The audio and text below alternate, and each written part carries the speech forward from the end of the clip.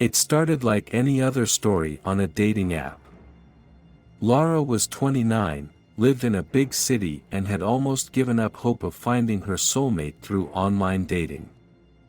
Until she came across Jonas. Jonas was perfect. His profile photo showed him as a charming, attractive man in his mid-30s, and his messages were humorous and insightful. He seemed to be everything Laura was looking for: intelligent, charming, and so incredibly attentive. For weeks they exchanged messages, talked on the phone and built a connection that gave Laura hope that she had finally found someone. I think I've finally found the perfect match. But Jonas never seemed to have time for a face-to-face meeting.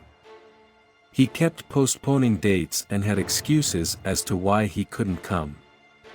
Laura ignored the first warning signs. She wanted Jonas to be real so much that she pushed the doubts to one side. When she finally urged him to meet, he suggested coming over to her house. Laura felt strangely uncomfortable at the thought, but his words were so reassuring that she agreed. It'll be great, I promise. Trust me. The evening came and Jonas showed up on time. But something wasn't right. Lara's gut instinct warned her as he walked through the door. He looked different from the photos, older, more lived in, with a restless, nervous look. But before she could say anything, he smiled at her. This smile was not the smile of the man she had been talking to for so long. I finally have you for myself, Laura. A cold shiver ran down her spine as he locked the door and walked slowly through the apartment. There was no escape route. Jonas, what are you doing? He turned to her and his eyes were now ice cold. He grinned. Jonas, that's not my name. Then he pulled an old phone out of his pocket, one that Laura recognized immediately. It was her old cell phone, which she had lost a year ago.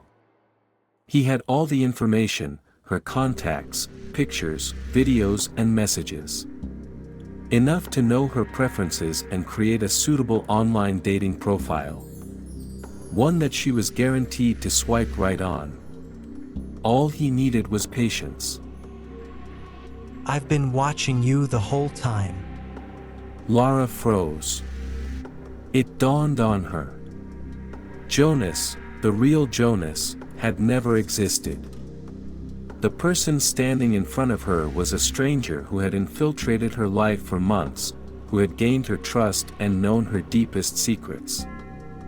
The apartment fell silent as the man approached. His hand twitched, and Laura realized too late that she had fallen into a deadly trap.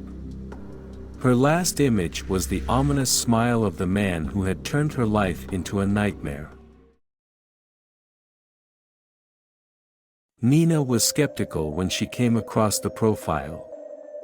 No picture, no real name, just the username, Lost.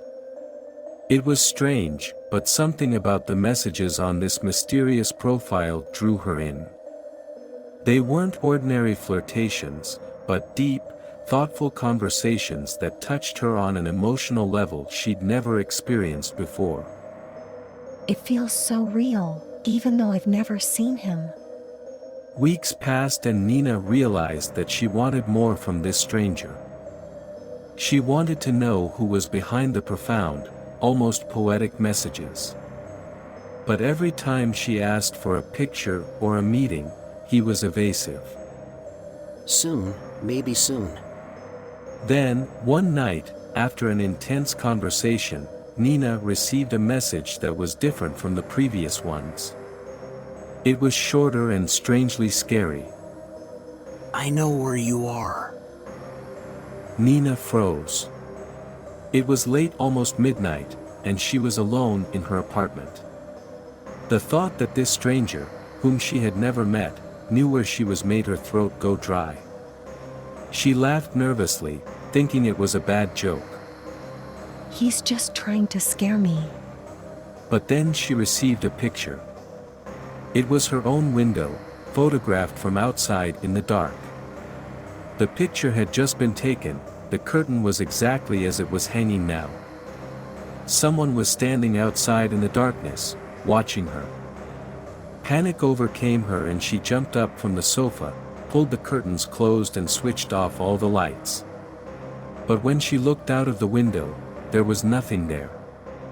There was no one. It can't be. That's impossible. But the messages didn't stop. One picture after another followed, all of her house, her window, her garden. Somewhere out there, hidden in the dark. Someone was there. Why are you closing the curtains? Don't you want to see me? Nina reached for her phone to call the police, but before she could dial, the light went out. The apartment was shrouded in darkness and suddenly she knew she was no longer alone. Sheer panic filled her.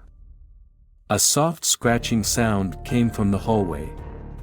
Slowly, like the sound of fingernails dragging along the wall. She froze in fear. Then a voice, very quiet, almost a whisper, but still clearly audible. I am here.